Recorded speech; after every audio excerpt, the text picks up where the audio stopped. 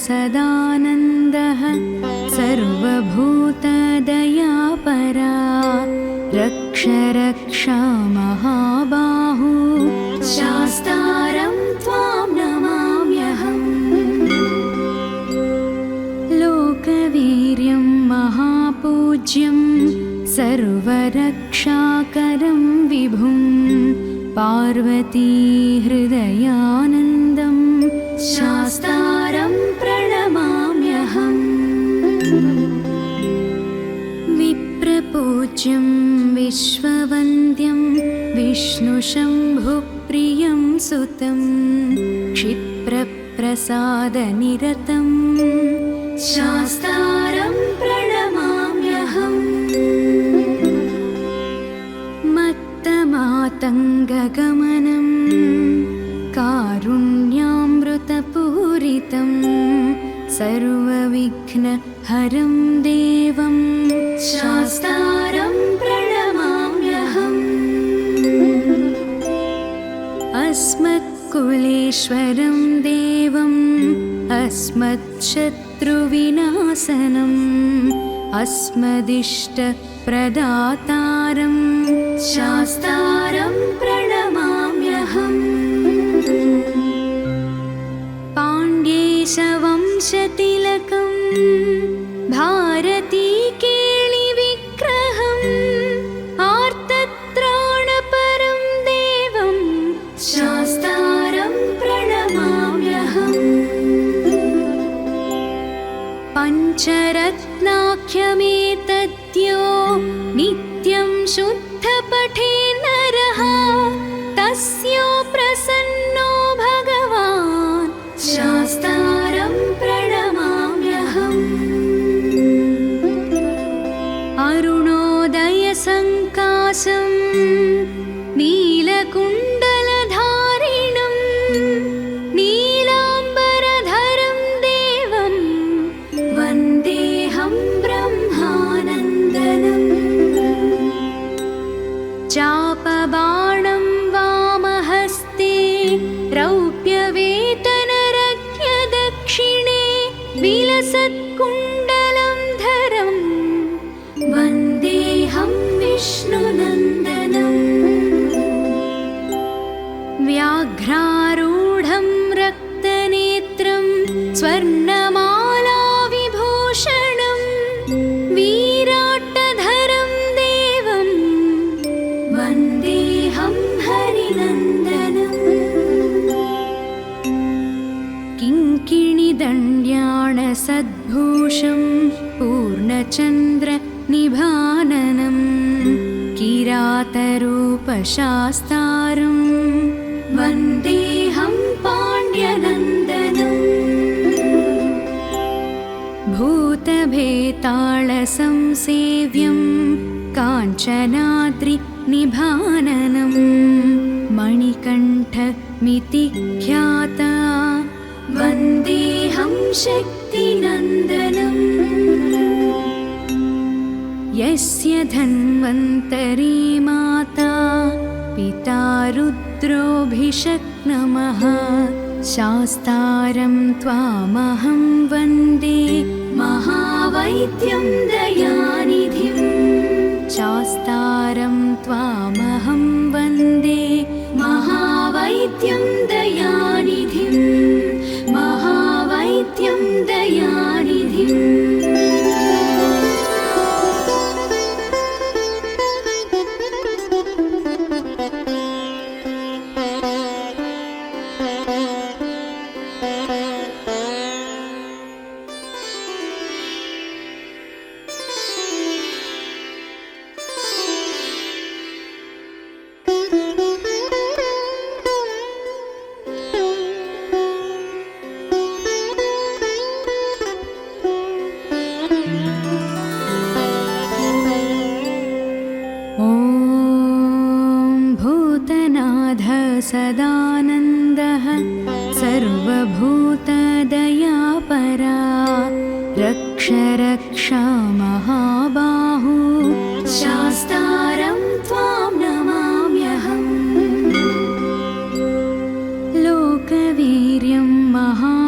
महापूज्यं सर्वरक्षाकरं विभुं पार्वतीहृदयानन्दं शास्तारं प्रणमाम्यहम् विप्रपूज्यं विश्ववन्द्यं विष्णुशम्भुप्रियं सुतं क्षिप्रप्रसादनिरतं शास्तारं प्रणमाम्यहम् मत्तमातङ्गगमनं कारुण्यामृतपूरितं सर्वविघ्नहरं देवं शास्तारं प्रणमाम्यहम् अस्मत्कुलेश्वरं देवम् अस्मत्शत्रुविनाशनम् अस्मदिष्टप्रदातारं शास्तारं प्रणमाम्यहम् पाण्ड्येशवंशतिलकं भारतीकेलिविग्रहम् आर्तत्राणपरं देवं शास्तारं प्रणमाम्यहम् पञ्चरत्नाख्यमेतद्यो नित्यं शुद्धपठे नरः तस्यो प्रसन्नो भगवान् शास्तारं प्रणमाम्यहम् अरुणोदयसङ्काशं नीलकुण्डलधारिणं नीलाम्बरधरं देवं वन्देऽहं ब्रह्मानन्दनम् चापबाणं वामहस्ते रौप्यवेतनरज्ञदक्षिणे विलसत्कुण्डलं धरं वन्देऽहं विष्णुनन्दनम् व्याघ्रारूढं रक्तनेत्रं स्वर्णमालाविभूषणं वीराट्टधरं देवं वन्देऽहं हरिनन्दनम् किङ्किणिदण्ड्याणसद्भूषं पूर्णचन्द्रनिभाननं किरातरूपशास्तारं वन्देऽहं पाण्ड्यनन्दनम्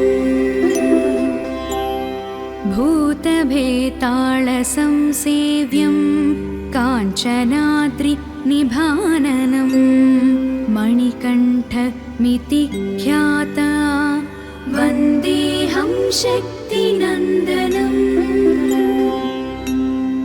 यस्य धन्वन्तरी माता पिता रुद्रोऽभिषक्नमः शास्तारं त्वामहं वन्दे महावैद्यं दयानिधिं शास्तारं त्वामहं वन्दे महावैद्यं दयानिधिं महावैद्यं दयानिधिम्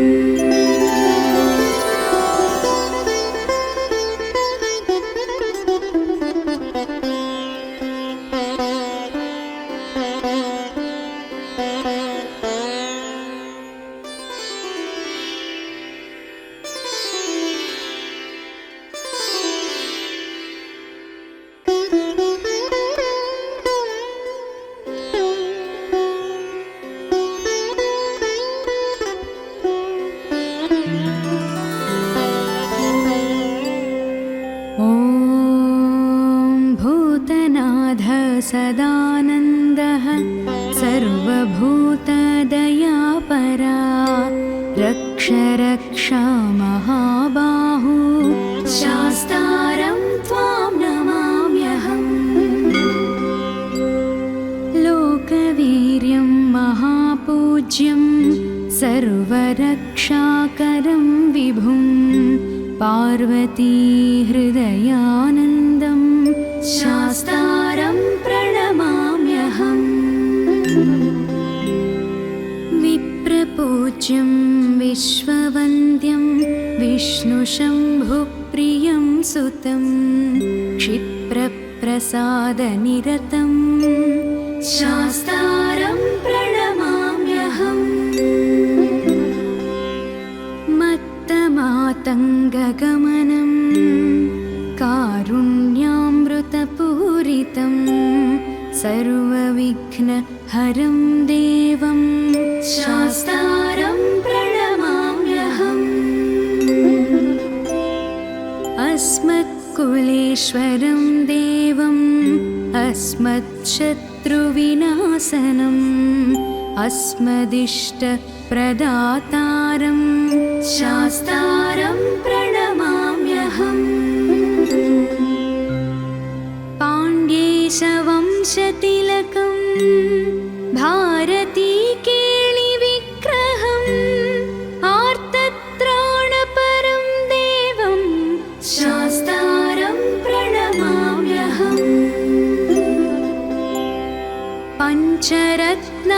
पञ्चरत्नाख्यमेतद्यो नित्यं शुद्धपठे नरः तस्यो प्रसन्नो भगवान् शास्तारं प्रणमाम्यहम् अरुणोदयसङ्काशं नीलकुण्डलधारिणं नीलाम्बरधरं देवं वन्देऽहं ब्रह्मानन्दनम् चापबाणं वामहस्ते रौप्यवेतनरज्ञदक्षिणे विलसत्कुण्डलं धरं वन्देऽहं विष्णुनन्दनम् व्याघ्रारूढं रक्तनेत्रं स्वर्णमालाविभूषणं वीराट्टधरं देवं वन्देऽहं हरिनन्दनम् किङ्किणिदण्ड्याणसद्भूषं पूर्णचन्द्रनिभाननं किरातरूपशास्तारं वन्देऽहं पाण्ड्यनन्दनम् भूतभेतालसंसेव्यं काञ्चनाद्रिनिभाननं मणिकण्ठमिति ख्याता वन्देऽहं शक्तिनन्दनम् यस्य धन्वन्तरी माता पिता रुद्रोऽभिषक्नमः शास्तारं त्वामहं वन्दे महावैद्यं दयानिधिं शास्तारं त्वामहं वन्दे महावैद्यं दयानिधिं महावैद्यं दयानिधिम्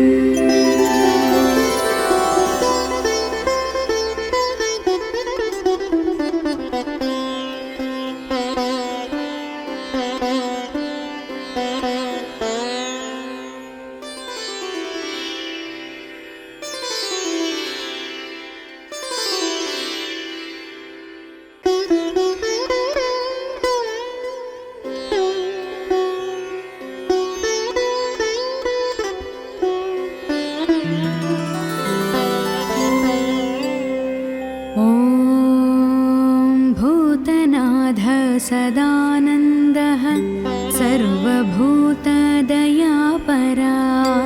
रक्ष रक्षा महाबाहु शास्तारं त्वां नमाम्यहम् लोकवीर्यं महापूज्यं सर्वरक्षाकरं विभुं पार्वतीहृदयानन्दं शास्तारं प्रणमाम्यहम् विप्रपूज्यं विश्ववन्द्यं विष्णुशम्भुप्रियं सुतं क्षिप्रप्रसादनिरतं शास्तारं प्रणमाम्यहम् मत्तमातङ्गगमनं कारुण्यामृतपूरितं सर्वभूतनाथं सर्वविघ्नहरं देवं शास्तारं प्रणमाम्यहम्। अस्मत्कुलेश्वरं देवम् अस्मच्छत्रुविनाशनम् अस्मदिष्टप्रदातारं शास्तारं प्रणमाम्यहम्। पाण्ड्येशवंशतिलकं भारतीकेलिविग्रहम् आर्तत्राणपरं देवं शास्तारं प्रणमाम्यहम्। पञ्चरत्नाख्यमेतद्यो नित्यं शुद्धपठे नरः तस्यो प्रसन्नो भगवान् शास्तारं प्रणमाम्यहम्।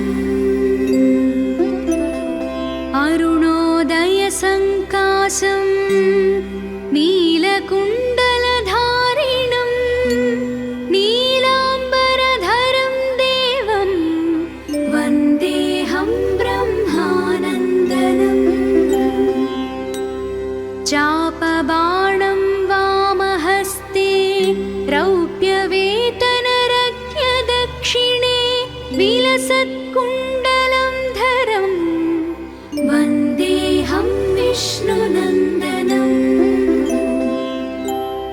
व्याघ्रारूढं रक्तनेत्रं स्वर्णमालाविभूषणं वीराट्टधरं देवं वन्देऽहं हरिनन्दनम्। किङ्किणिदण्ड्याणसद्भूषं पूर्णचन्द्रनिभाननं किरातरूपशास्तारं वन्देऽहं पाण्ड्यनन्दनम्। भूतभेतालसंसेव्यं काञ्चनाद्रिनिभाननं मणिकण्ठमिति ख्याता वन्देऽहं शक्तिनन्दनम्।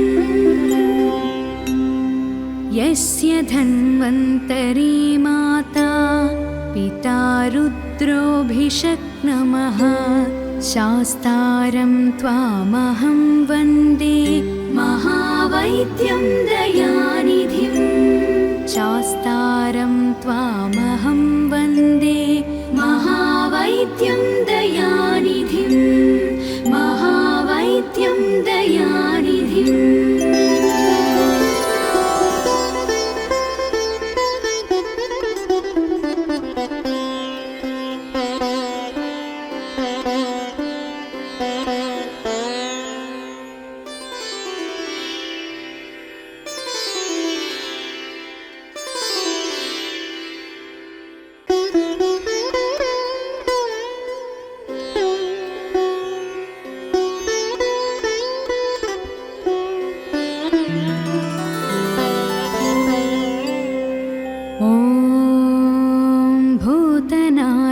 सदानन्दः सर्वभूतदयापरा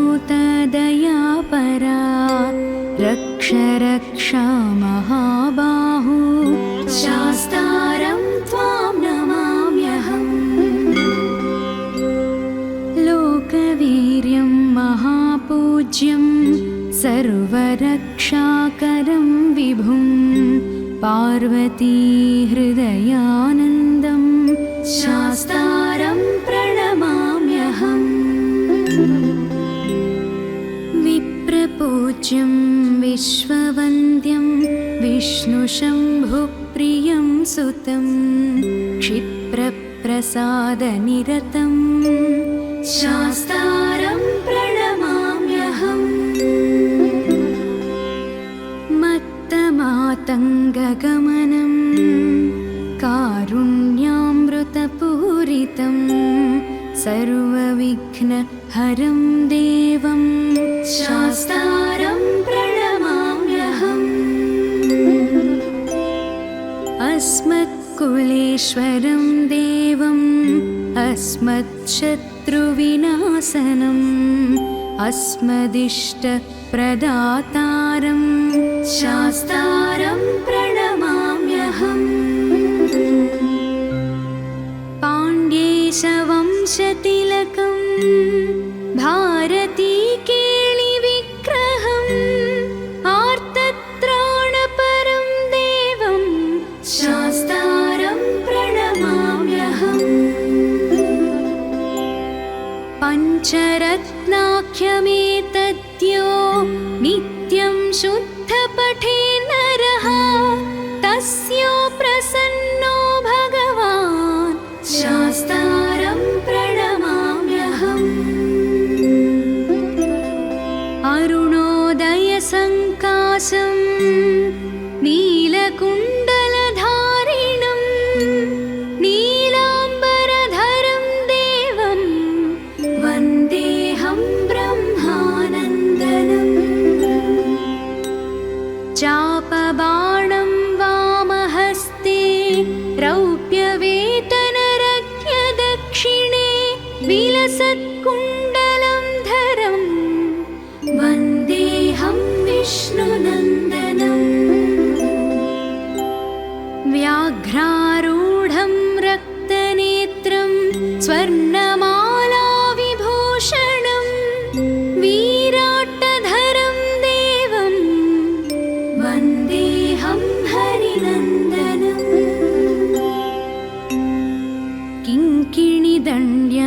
किङ्किणिदण्ड्याणसद्भूषं पूर्णचन्द्रनिभाननं किरातरूपशास्तारं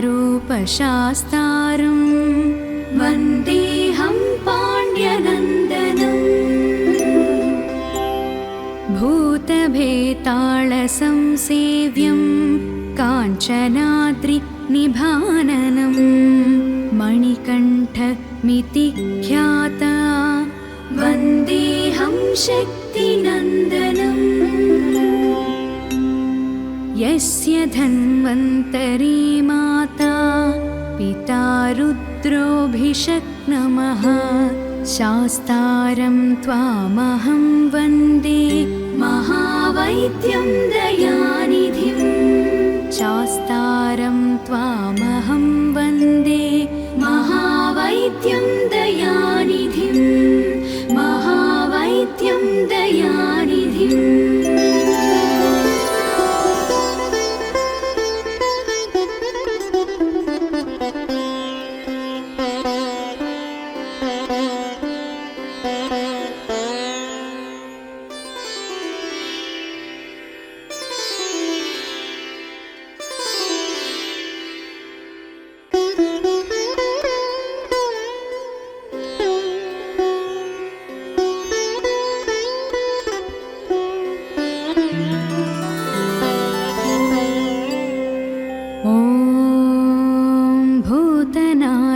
सदानन्दः सर्वभूतदयापरा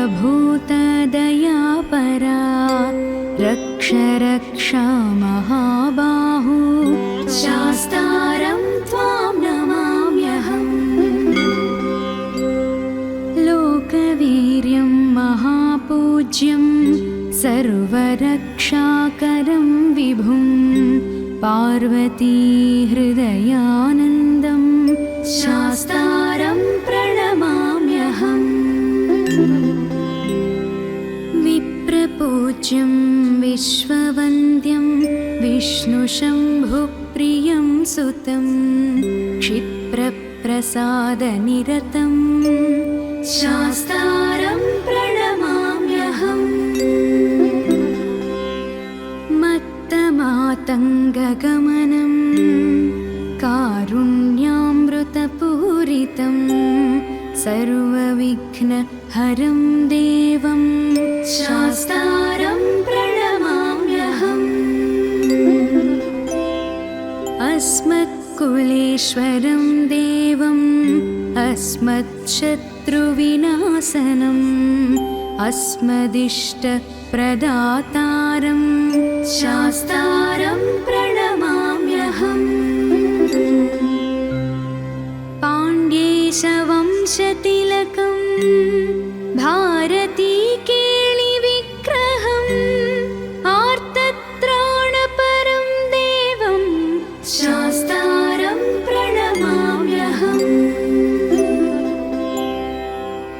पञ्चरत्नाख्यमेतद्यो नित्यं शुद्धपठे नरः तस्यो प्रसन्नो भगवान् शास्तारं प्रणमाम्यहम्। अरुणोदयसङ्कासं नीलकुण्डलधारिणं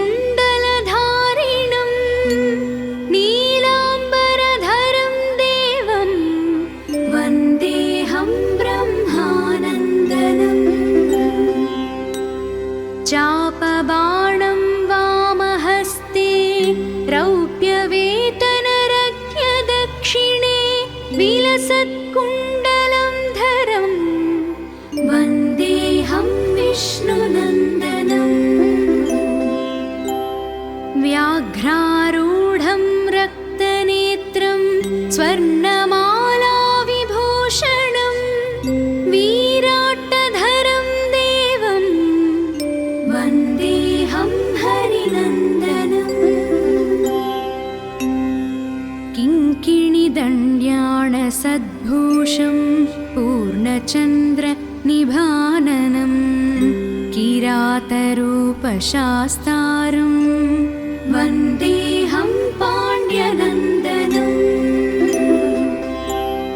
भूतभेतालसंसेव्यं काञ्चनाद्रिनिभाननं मणिकण्ठमिति ख्याता वन्देऽहं शक्तिनन्दनम्। यस्य धन्वन्तरी माता पिता रुद्रोऽभिषक्नमः शास्तारं त्वामहं वन्दे महावैद्यं दयानिधिं। शास्तारं त्वामहं